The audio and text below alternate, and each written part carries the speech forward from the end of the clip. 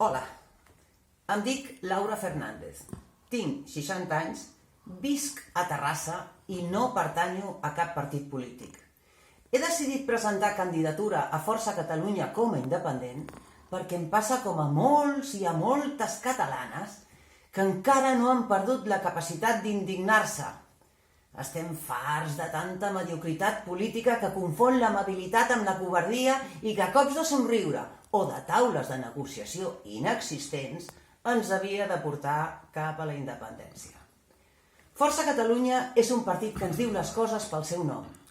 L'única manera de fer efectiu el mandat de l'1 d'octubre, on, per cert, l'opció del sí va guanyar per golejada, és la confrontació unilateral i directa amb l'estat espanyol.